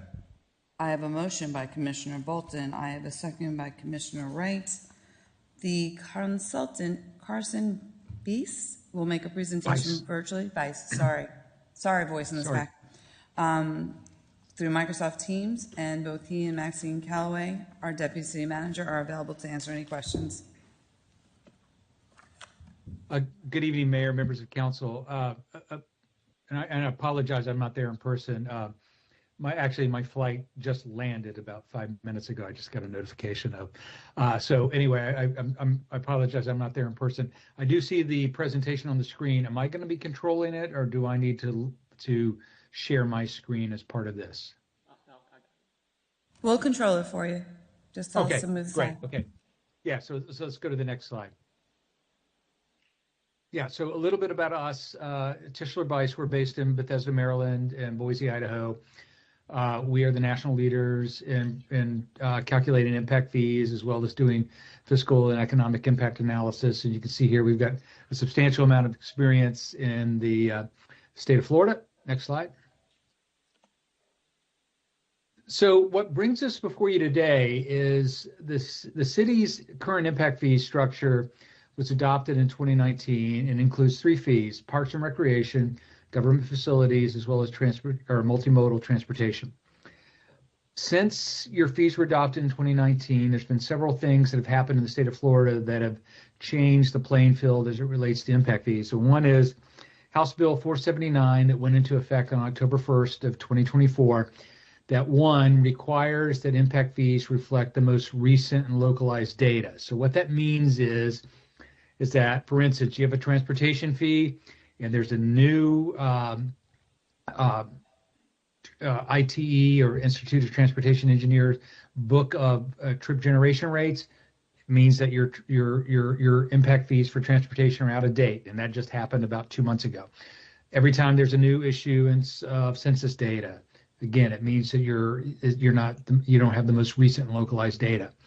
So and it requires that the data be no more than 4 years old. And so since the city's fees were calculated in 2019, the city paused collection of those fees in October 1st of 2024. Next slide. Also, prior to House Bill 479, there were some other legislative changes. So a few years back, there were some changes that basically limited the amount of increase in impact fees. So an increase of not more than 25% must be implemented in 2 equal installments, meaning that if you had fees that were $1,000 and they were now recommended at $1,250, that you then had to increase those fees in increments of $125 over 2 years to get to the $1,250. Same with an increase between 25 and 50%. However, they must be incremented over a 4-year period of $125 to get to the $1,500. Now, you could increase, an impact fee increase may not exceed 50% of the current fees. However, you could do what's called demonstrating extraordinary circumstances. So in order to increase your fees by over 50%, you would have to invoke this clause, which included 2 publicly noticed workshops, and the increase must be approved by at least 2/3 vote of the governing body. Regardless of this, the fees may not be increased more than once every 4 years. So basically, whether you go 25, 50, or the extraordinary circumstances, once that's adopted, you can't increase over the 4 years. Next slide, please. So a little bit of basics about impact fees, because I know there's some new members on the council since the last study. One is that, the first is impact fees are a one-time payment for growth-related infrastructure. We can't use impact fees for operations, maintenance, or replacement. We have to establish basically 3 prongs of a legal test. The first is nexus or need. So the impact fees must be providing growth-related infrastructure. And by growth-related infrastructure, I mean system improvements, meaning improvements that benefit the city or residents citywide or businesses citywide. This does not include things like turn lanes required for a development or park dedication requirements that serve a particular subdivision. These have to be improvements or infrastructure that benefit everybody citywide. Second, The fees must represent a proportionate share of the capital cost of these system improvements. So as part of this, that's why the fee schedule differentiates between size of units or type of units or types of non-residential square footage versus just having a residential versus a non-residential fee. The amount of the fee has to be commensurate with the demand for facilities. So for instance, retail development typically generates more vehicle trips or more person trips than office. Office generates more than industrial. So the fees have to be commensurate with that demand. Third, fee payers must receive a benefit, and benefit is shown two ways. One is through geographic service areas. First of all, Tamarac is not of a size that requires us to slice and dice the city, so to speak, in terms of benefit areas. You're providing levels of service from an infrastructure perspective on a citywide basis. The second is accounting and expenditure controls. That's governed through the Impact Fee Act. You're going to have to publish an annual report, and we have to spend the money in a timely fashion, meaning that we just don't collect impact fees paid by me 15 years from now. We have to expend them in a reasonable period of time. Next slide, please.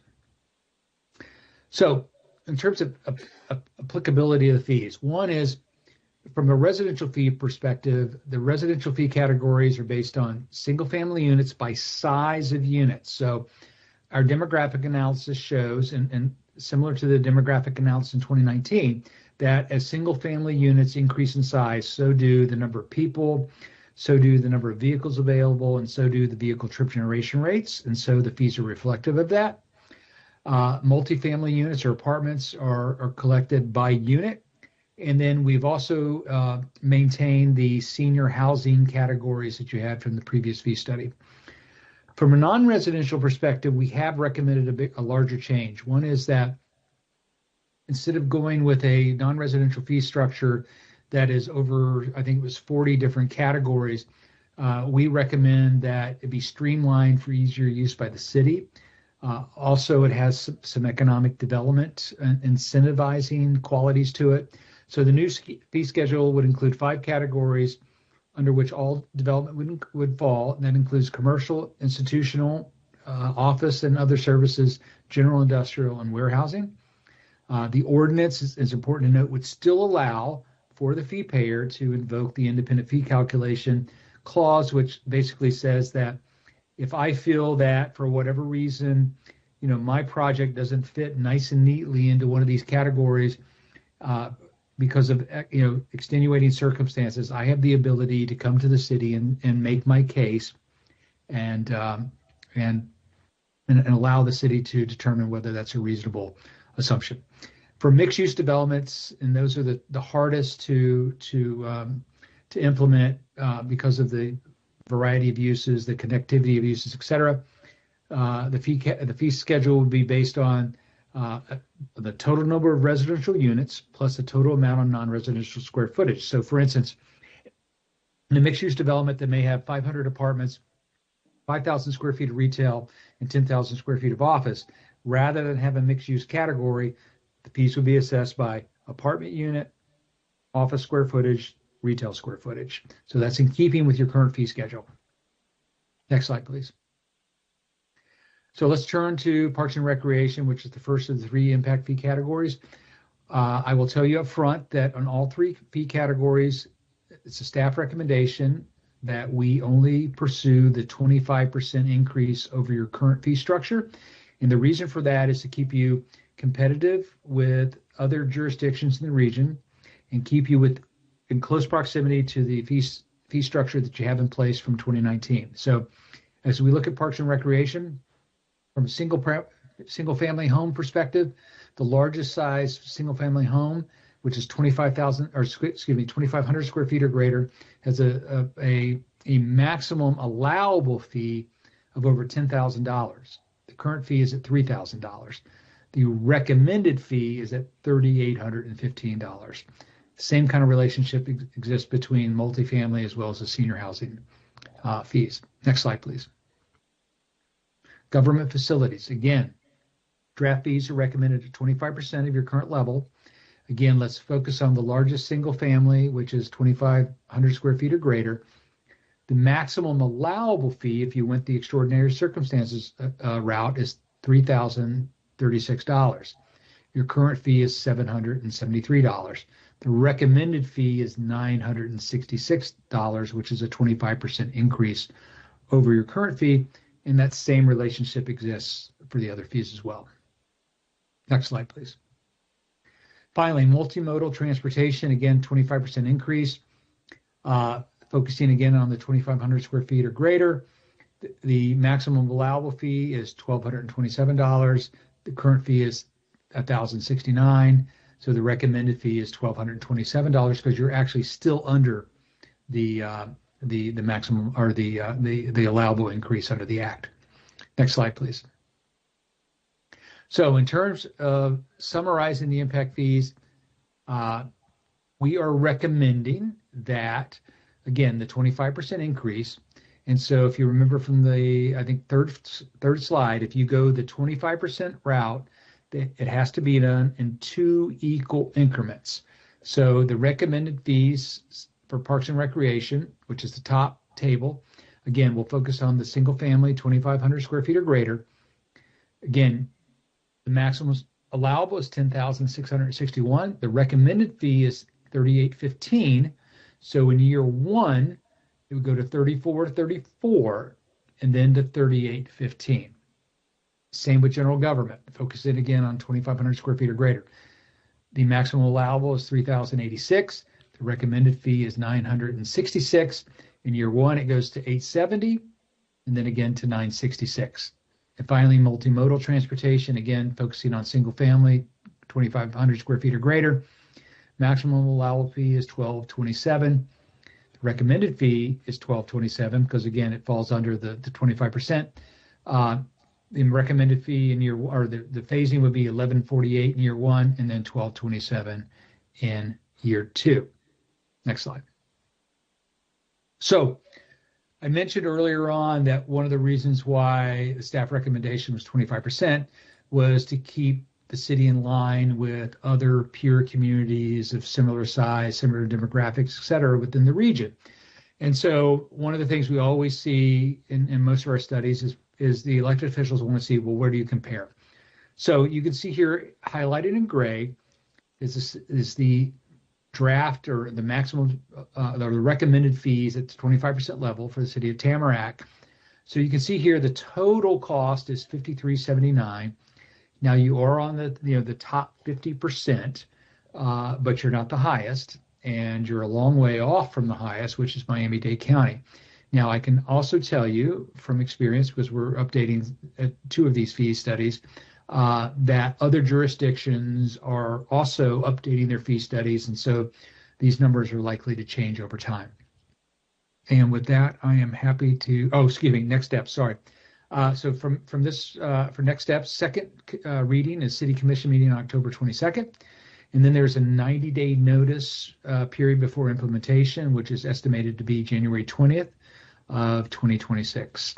And with that, I'm happy to answer any questions that you may have about the technical fee study. Thank you. Please hang on tight. We're going to go to public comments first. Is there anybody in the audience who wishes to make any comments on this item? Seeing none, public comments are now closed. I see no discussion by this commission. City Clerk, please call the roll. Commissioner Wright? Yes. Vice Mayor Daniel? Yes. Commissioner Bolton? Yes. Mayor Gomez? Yes. Commissioner Patterson? Yes. Thank you. Motion passes 5-0. Moving on to our last item, it is called Other Discussion and Possible Direction on Establishing a Homeowners Association and HOA Resiliency and Infrastructure Grant. Commissioner Bolton has put this on the item. Please summarize the same. Thank you, Chair. Thank you, Chair. The item is essentially because I've been receiving calls from HOA associations, homeowners associations, as well as their presidents, to help with some of the burdens that they are going through as a community. So typically the 55 and older communities, I received a call recently about Mainland's 5 not able to cut some trees that are damaging HOA property. Hurricane season is upon us, and they want some help where that is concerned. I looked at the neighborhood partnership program. And Ms. Calloway, I have some questions for you regarding that.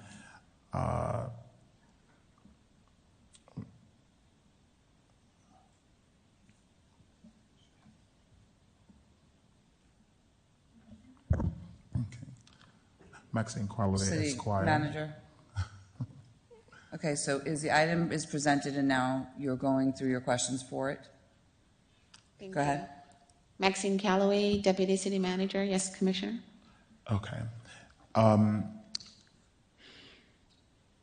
not going to be timed. I have 15 minutes to present my item, and I have some questions regarding this. So, Ms. Calloway, the neighborhood partnership program that you have, that community development has, tell me about that program and how we could perhaps help HOAs through this type of program. What does it entail, and how can we expand the program? The program provides for $4,999 of assistance for HOA condominiums, primarily for common areas. So anything that's in the common area visible for some of the eligible activities includes landscaping, lighting, signage. Most recently, we added cameras just to enhance and beautify the common area. As it relates to the landscaping component, there's no consideration for pruning or tree trimming or tree removal. And so if that's the desire of the commission, that could be added as an eligible activity under the program. So the program is, the program already exists. It does. And it's already funded. So it would not have any fiscal impact, except that we would be expanding the use of the program. If that's the desire of the commission, yes, to add pruning and tree removal or tree trimming as an eligible activity under the landscaping component. Okay. And would this be proper if the commission takes that approach? Would it change the meaning then of the program? I don't think so. We already have a category for landscaping, and of course, that can be considered as a form of beautification if the tree is overgrown or if the tree is damaging the sidewalk or the property and you want to remove the tree, then that is just expanding the landscaping. Currently, the program provides for assistance to plant for landscaping enhancement, but it just does not include removal or pruning. And in addition to that, if that's the direction of the commission, you would just direct staff, we'd include it in the guidelines, but the program recently closed, and so we'd probably have to open and extend the program deadline. It just closed last week. Okay. So a part of this, I want to ask my colleagues to expand the program to include trimming and pruning. And removal? Tree removal, yeah. And to ask staff to extend the time to give HOAs citywide the opportunity to apply, not just HOAs in my district, obviously, but this would be open to everybody. I'm sure people know about this, but sometimes, commissioners go to different HOA meetings and they want to be able to be armed with information to help their residents. So this is also an opportunity to do that. Above that, I wanted staff to look into an additional resiliency program that could help HOAs with, so this is two-pronged.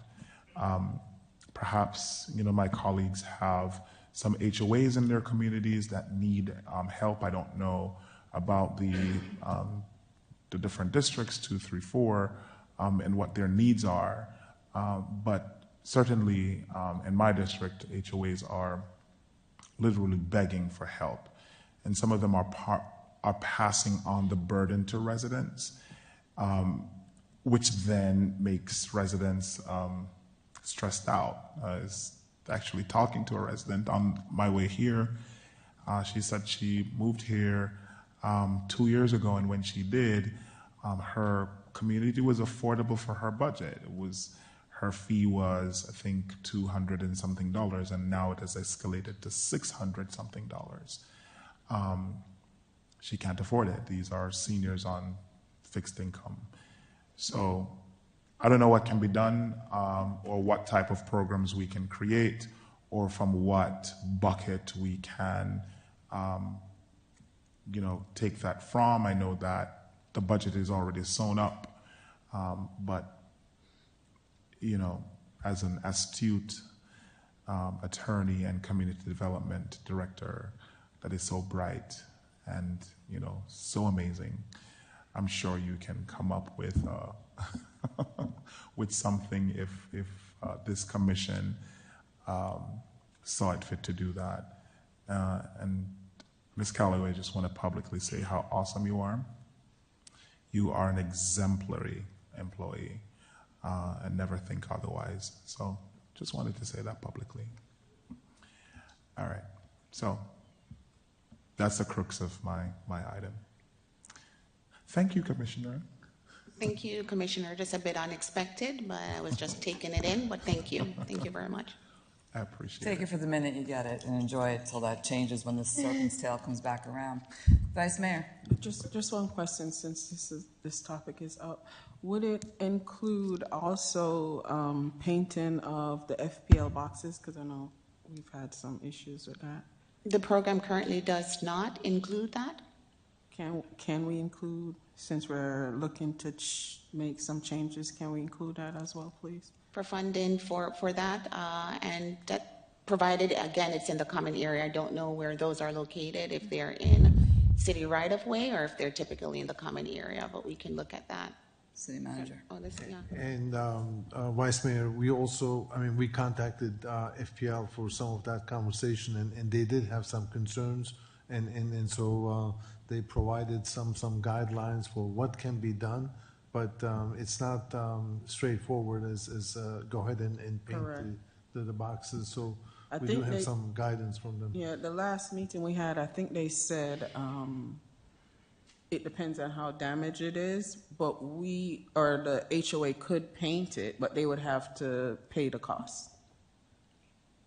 And because they have some markings on those boxes, and then, yes, it can't be covered or, yeah. Right, we have to comply with those things, and so case by case. Understood. And also, if we do vote for it, just to have, I know we have a lot of great HOAs out there, including mine, but there's some that, how do I say this? The accountability and the complaints that we've gotten, how would we keep that in mind? What do you mean, Vice Mayor, when you say accountability?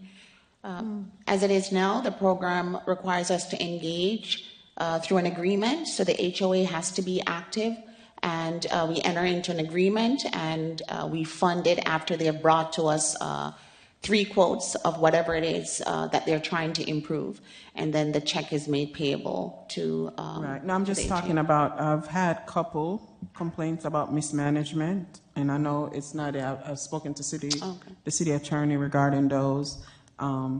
So when we're given, to keep those in mind, because then I wouldn't want to add to problems.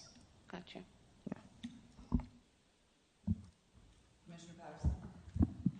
Thank you. Through the manager, Ms. Calloway, just a couple of quick questions. How long have we had the program? I would say maybe around 5 years at this point. And has it always been funded at $4,999? Yes, and that's to avoid, I think we cut it off there. There's some procurement threshold That's anywhere above $5,000, so that's why it was cut off of $4,999. Okay. What would be the procurement threshold relative to that? Do you remember what it was, the event? I believe after, we have a 2,500 threshold and a 5,000 threshold, it requires informal quotes after Yeah. that 5,000 threshold. Yeah, and is this just a donation to the HOA? A grant? Yeah, it is a grant.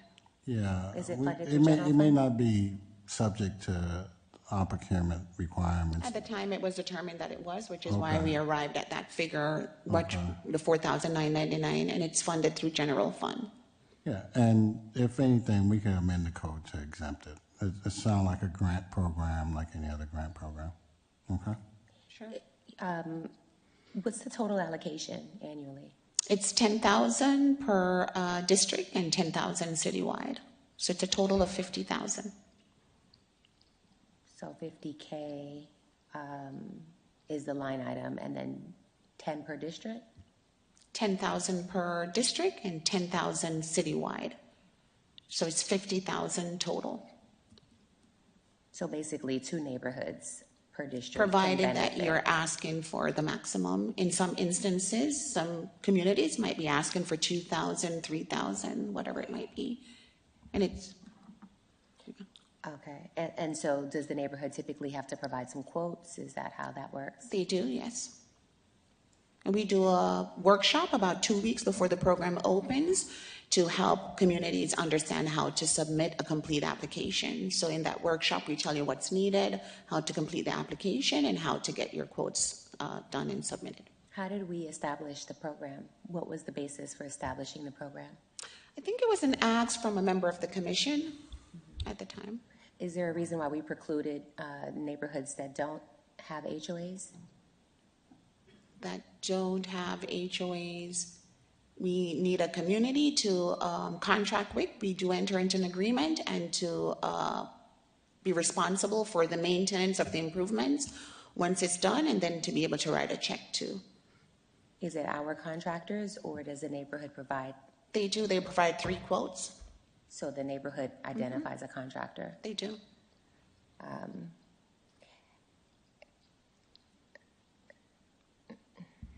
Okay. How much do we give commercial buildings?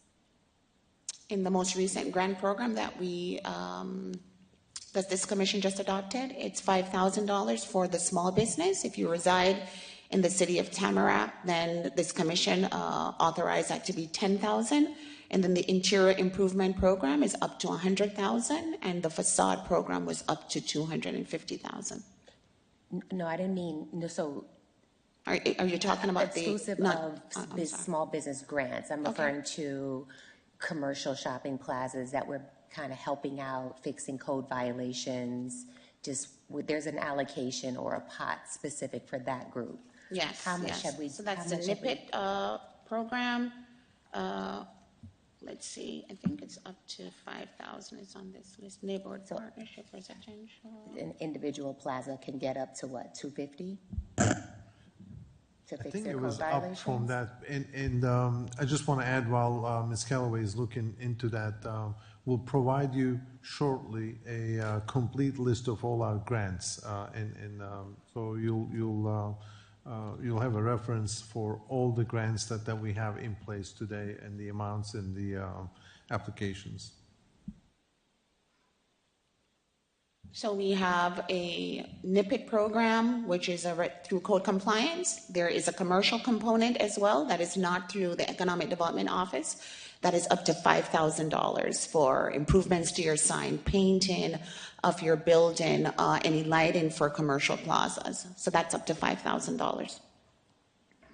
I thought it was more than that. I thought there was more than that we were So the giving. program you recently adopted is the one I just put on the record. So it's $5,000 for the small business. If you reside in the city of Tamarac, it's $10,000 for your small business program, $100,000 for the interior renovation program, and up to $250,000 for the commercial facade program. So the commercial facade program, Yes. a commercial plaza can get up to 250,000. That is correct. And that comes to this commission, yes. The exterior. Yes. And that's the one that includes fixing code violations. Yes, for significant improvements to the building. Okay, so $250,000 to fix your commercial plaza, $5,000. Can you guys speak to the benefit of why these programs exist? Why do we care about giving people or giving communities, plazas, dollars to rehab?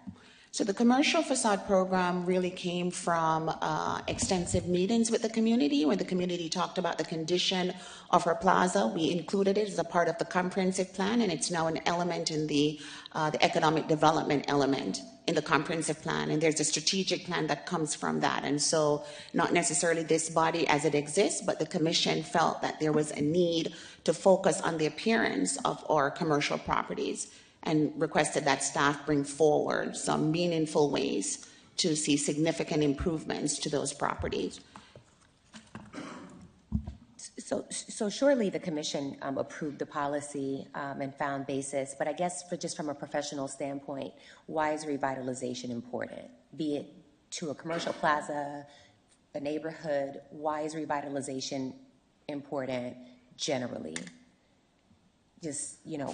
For the growth of the community, for the business growth, the aesthetic growth, but primarily the business growth of the community. We had plazas that had vacancies that did not look attractive, that was not attracting the tenant profile that they needed, and it primarily had to do with appearance. And so there was a strategic effort that was put in to make that a priority. I would definitely support this. I think that it's important that for a number of reasons.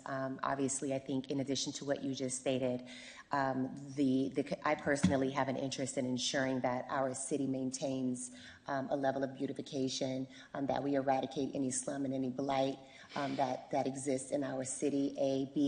The average community that well, not the average community, but there are many communities throughout the state of Florida who fund these types of projects through their CRAs, their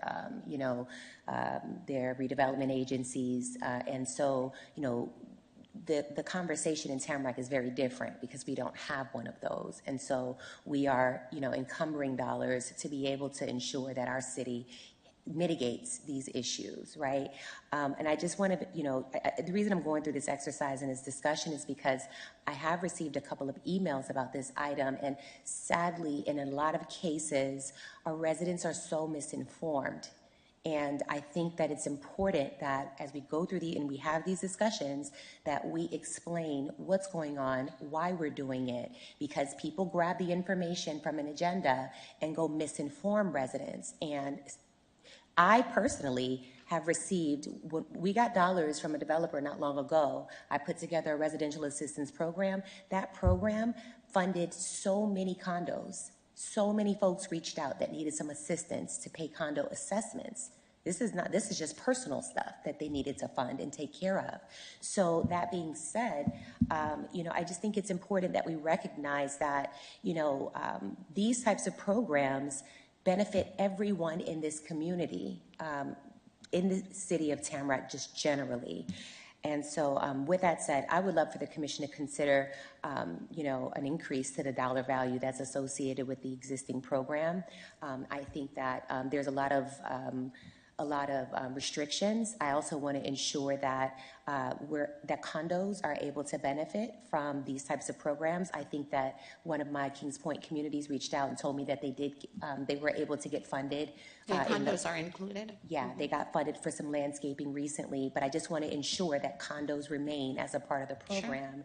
And that we expand. Beautification is largely representative of everything. I don't think that there should be any restrictions around beautification because, ultimately anything that, I think beautification is subjective. And, if we have a program in place and someone can present a need that falls within the broad scope of beautification, we should be able to consider that as an option. So I would support this, and I would support some revisions to the program as it sits. And I would love to see more added to the value of the program. Thank you. Vice Mayor? Thank you, Mayor. Back to FPNL, the resident that just came up and spoke about the lighting, can we add that as well? Because it sounded really bad in his neighborhood. So not only the boxes that I wanted painted, but when they complain about lighting, can we add that as another option for fixing lighting? Because it's not the first time I'm hearing about community complaining about the lighting. Even my community complained about the lighting, but we were told we had to give more easement. Yes, I remember. So can we add lighting?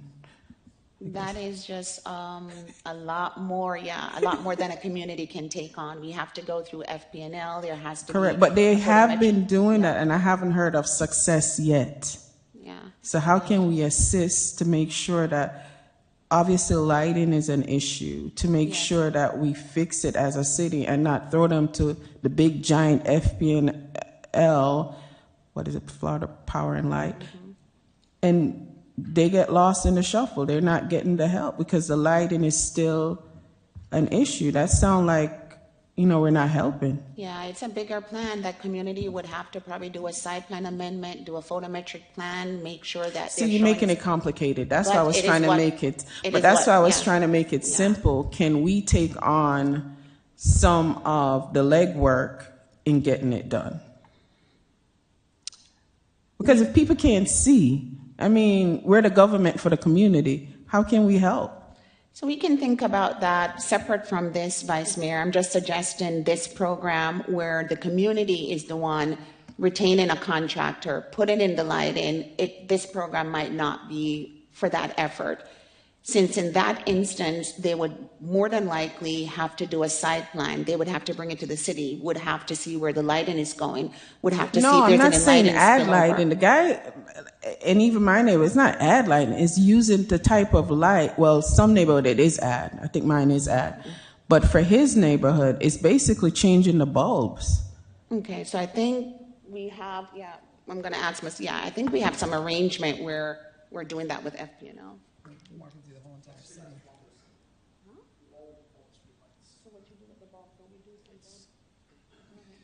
For the record, Mustafa Albasam, Public Services Director.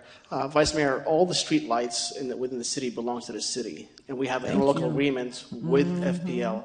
The problem is it's a public perception where people think it's dark, and that's where we do analysis, and we prove to them. You say perception, but if you can't see, you can't see. Understood, but there is a guidelines that we have to follow to, because at the same time, we do have some residents where they complain it's too bright, they can't sleep at night, the water's overspilling on properties. So there's a guidelines and rules that we have to follow, and staff, they provide inspections twice per month. At night, we drive all the city, and we have with photometric meter that reads illumination to indicate if it's bright enough, and if there's any street lights are out, we report to FPL. So there are some lights where we are responsible to replace the bulbs. There are other lights we have interlocal agreement with FPL, and we pay them annual fee to maintain those lights. So giving funds to HOAs, it will violate. I was just trying to get the job done regardless, because his frustration is not the only community frustration regarding lights. Yes, and I had a conversation with him, the pictures that was shared with him earlier that were taken during the day, it was taken by staff to show trees blocking the lights because they can't take pictures showing the trees at night. So staff have visited that area. The lights are functional, and I will have to go back and check the report. But the pictures that were shared with him are pictures showing the trees are blocking those, and those are residential trees, and it's the homeowner's responsibility to trim those trees and not affect the lights. So that's, I think he misunderstood what the pictures were shared with him at that time. City Manager. Vice Mayor, if I may, this is a concern throughout the city, and we had this conversation before. If you would allow us to look into this and thank you. Yeah. Thank you. I appreciate that. Thank you. And then at least let me know where we are, like periodically. Absolutely. Thank you. Thank you. I'm just going to ask you a couple questions, Ms. Calloway. we have separate programs to assist communities or people for trees. We have a tree trust fund that we have worked and created, correct? Yeah, we do have a tree trust fund, but we did not create a program using any of those proceeds. So we just have a tree trust fund, and it's sitting there. And at the time we did the update to the landscape ordinance, we did it so we could expand those funds if needed to assist private properties. That's one of the things we talked about. Before that, it was not available. So the funds are there, but we have not created a program.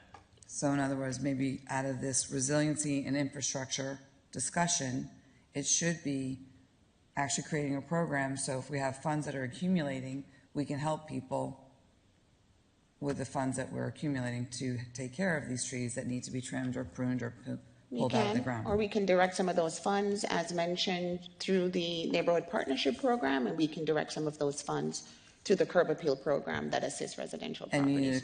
you need a consensus for that to happen. Yes. Okay. Also, one of the things that homeowners, whether it's homeowners or condominium owners, it's you buy community property for a reason. You're in a community. So it's not an association putting a burden on the individual homeowner. It's each of the homeowners having the individual burden to be a community to raise the funds and maintain their community property. So I'm not saying anybody's at fault, but let's not demonize the associations as if they're doing something wrong to the residents that are living in the community. Communities need help, people need help.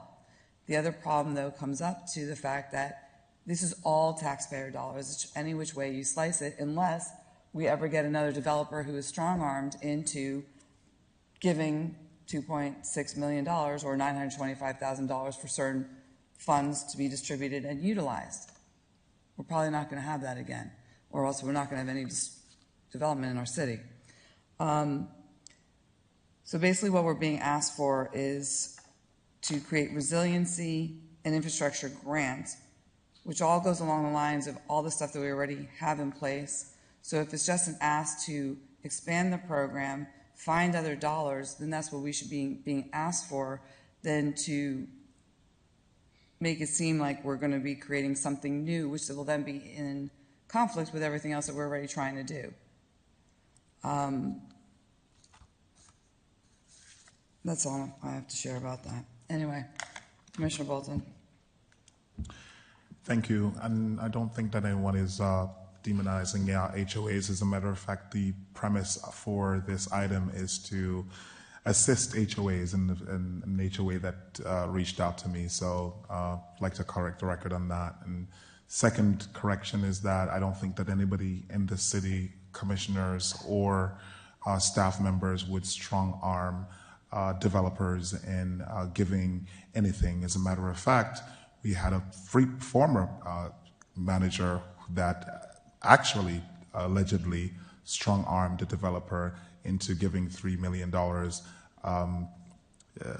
in corruption charges. So that's not that, but it's worth noting. And as a matter of fact, in that same report, the mayor is also involved.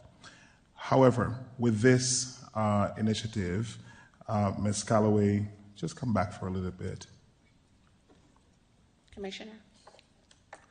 I just want to be clear that you understood what we're asking. So for the program that is already existing, we're asking for the 2 E's to expand and to also extend.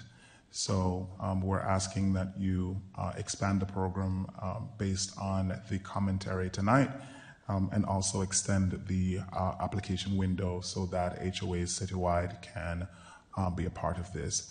Above and beyond that, the mayor sometimes has some little ideas that are nice. So tell me about the tree preservation, whatever fund.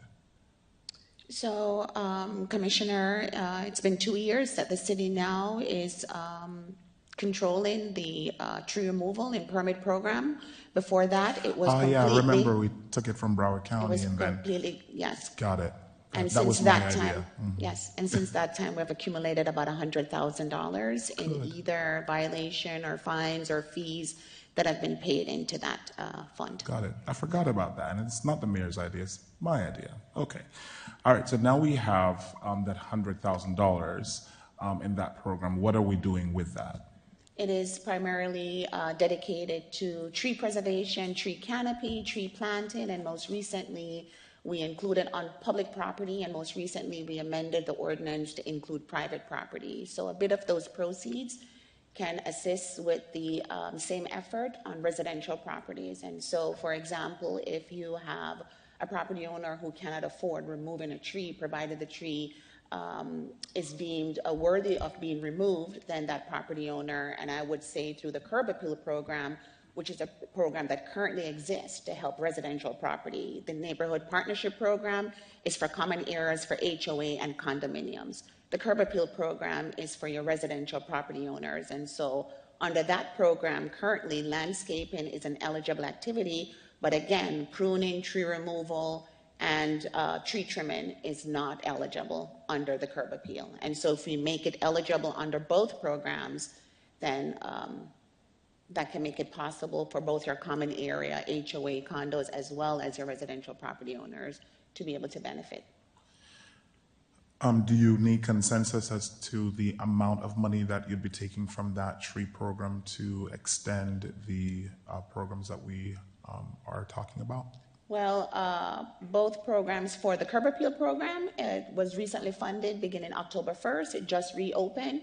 And so for that, we can just add the trimming and pruning and leave the funding as it is, since we're at October 8th. So the program is freshly funded. That's $100,000 in total for the curb appeal.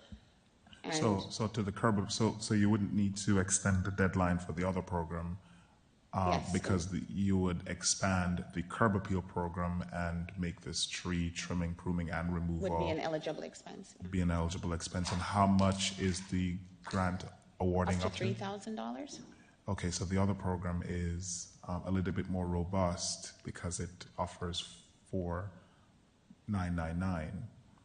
So then the next question is, for the curb appeal program, can we expand or increase, the amount of money that we provide as a grant? That's his commission desire, but I can tell you we have really, it's matching in some instances where the property owner put in some of their seed money, but we have had great success with the program with the $3,000. And then in some instances, we do the match it with the $500 paint voucher.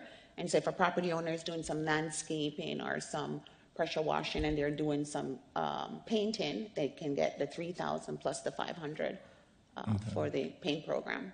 But if this commission thinks it's worthy to go, I would say just leave that program as is, but extend the deadline for the other program, because the other program has more money that is awarded. So I wouldn't want to change the mechanism of what you have.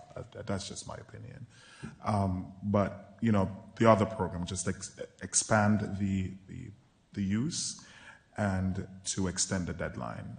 That would be great. And then I think I also heard my colleagues interested in establishing or having staff at least look into establishing a homeowners association resiliency and infrastructure grant, however that comes. Vice Mayor Daniel has some issues about FPL and painting and that sort of stuff, and Commissioner Patterson spoke about the grants that we give to plazas and why we're not giving it to HOAs. So I think it's worth looking into and what we can do as a city. I'm not saying that we should commit to any language now, but I'm just thinking that staff can go back and look at some of the funding that we have in other places, maybe repurpose it for other places and see how we can help the residents and the HOAs of our city. Understand? Yes, Commissioner. Thank you. I just wanted to that point, just add that, this new discussion with respect to resiliency and what have you, I think it's going to be important that we consider situations that are out of the norm. There are communities in our city that that are in situations that they may not necessarily qualify for the program that we have on the books. And so, to the commissioner's point, I'd like that we look at a program that would consider those alternate circumstances. I know personally in my district, I've got communities reaching out for matters of slum and blight, things that affect, I believe, neighboring communities. And I would love that if there is a pool of dollars and funds available that we have not committed or we're not necessarily expending and we have control over, what we fund, that we consider circumstances that are outside of this existing program so that we can,